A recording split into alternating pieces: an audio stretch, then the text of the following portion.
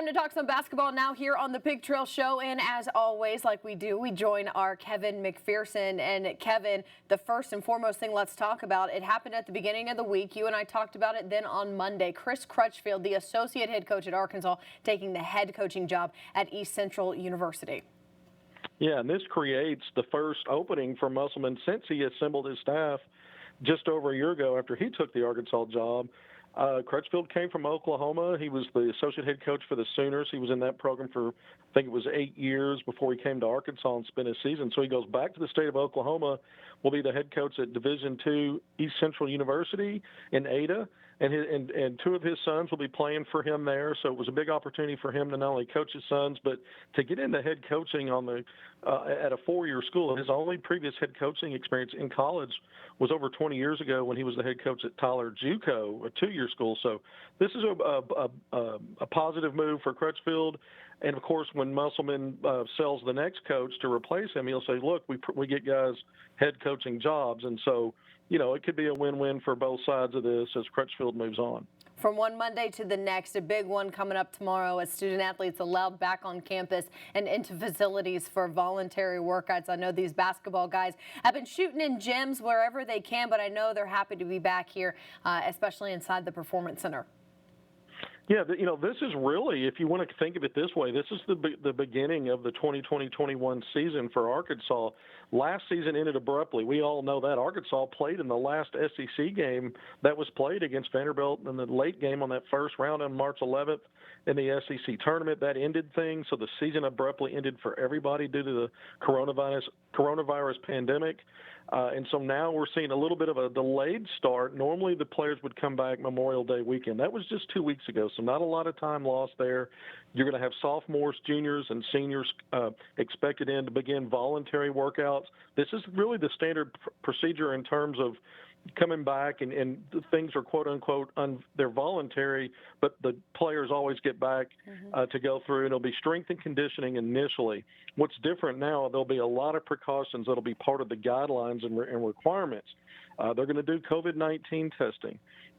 There's going to be social distancing. There'll be small group workouts, and things will be more gradual how they get back to normal in terms of timelines. So for the first week or so, it'll probably be strength and conditioning.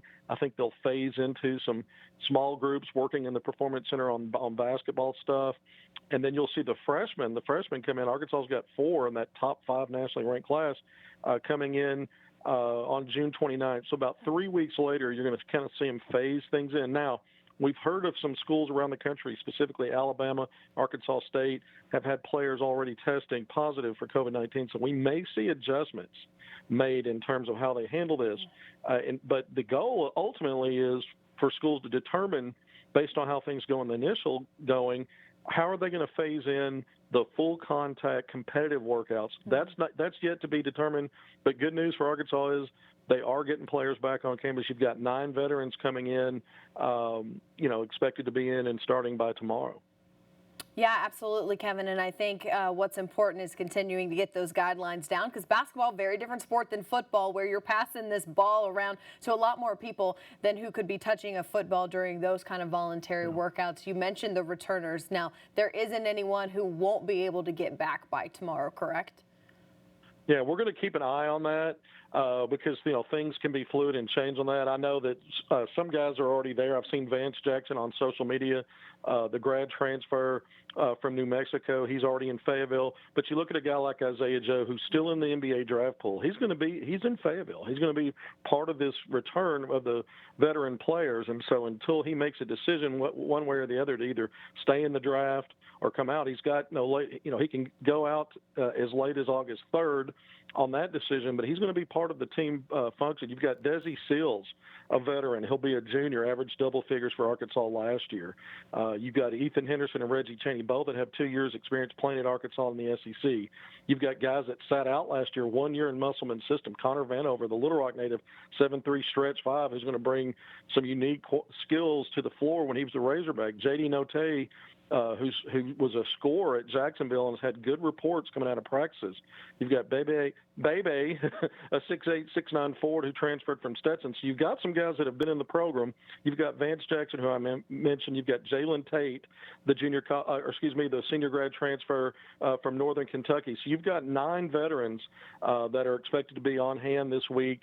And what is an interesting collection of players, because I think it may be the most skilled group that's been at Arkansas in a while when you look at both backcourt and front court together. And then that national top 5 freshman class, 4 players, like I said, coming on 3 weeks later. Be interesting to see how Arkansas is able to deal with the requirements and things that they try to do to address the concerns with the pandemic, but also get their team ready as they, go through the process of getting ready for this 2020-21 season, which will be Eric Musselman's second at Arkansas. Well, we love all the insight, Kevin. Thanks so much. Remember, you can read all of his stuff over on Twitter at ARHoopScoop. Much more Pig Trail after the break.